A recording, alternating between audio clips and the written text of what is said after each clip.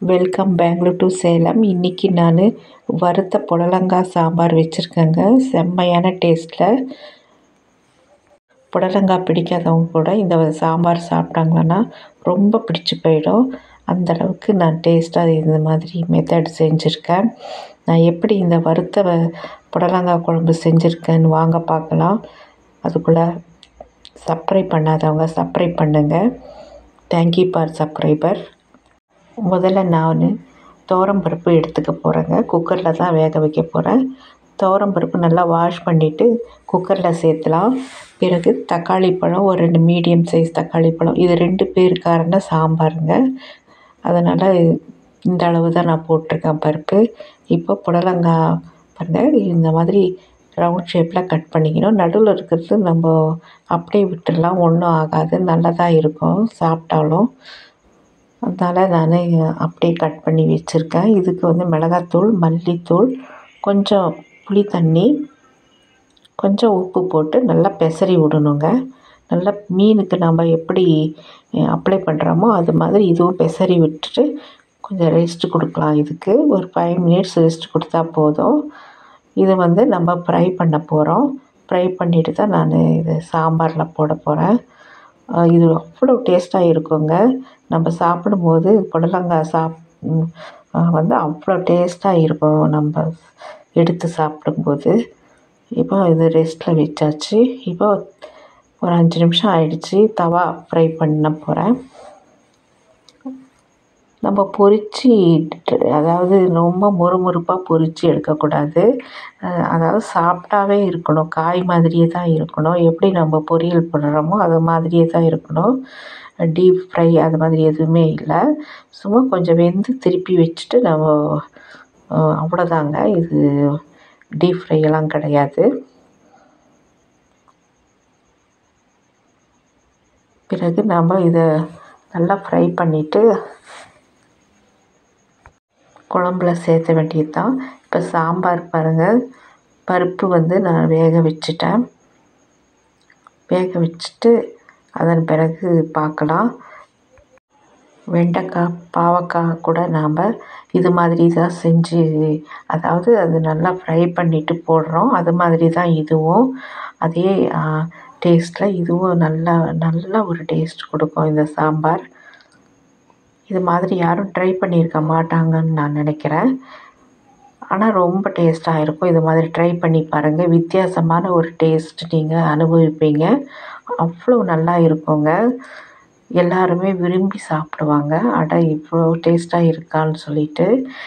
எல்லாமே ஒரு டிஃப்ரெண்ட் டேஸ்ட்டில் நம்ம முயற்சி பண்ணோம்னா குழம்பும் டேஸ்ட்டாக இருக்கும். இப்போ நான் நல்லா பாருங்கள், இந்த அளவு ஃப்ரை ஆகிடுச்சு. இப்போ பருப்பு கடைஞ்சிட்டு நான் சாம்பார் தூள் மட்டும்தான் போடுறேன். உப்பு கொஞ்சம், மஞ்சத்தூள் கொஞ்சம் போட்டு கொதிக்க வைக்கணும், அவ்வளோதாங்க. இன்னொரு ஈடும் போட்டுட்டேன். அதுவும் நல்லா வறுத்து நம்ம எடுத்து வச்சுக்கலாம். இன்னும் கூட இருக்குது. அது நான் அப்புறம் எல்லாமே காட்ட முடியாது இல்லைங்களா. இப்போ பாருங்கள், இந்த அளவு இருக்குது. காய் மாதிரி தான் இருக்கும். நல்லா டீப் ஃப்ரை ஆகலை.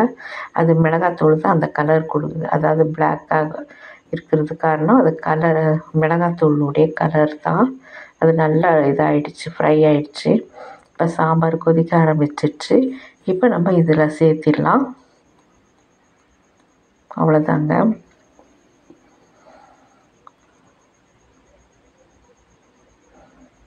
இப்போ மீன் எப்படி நாம் பொரிச்சோம்னா எந்த கலர் வரும் அது மாதிரி தாங்க இதுவும். ஏன்னா அந்த மிளகாத்தூள் தான் அந்த நல்லா ஃப்ரை, கொஞ்ச நேரம் விட்டாவே மிளகாத்தூள் இந்த கலருக்கு வந்துடும். அதனால தான் இப்படி இருக்குது. இப்போ சாம்பார் கொதிக்க ஆரம்பிச்சிருச்சு.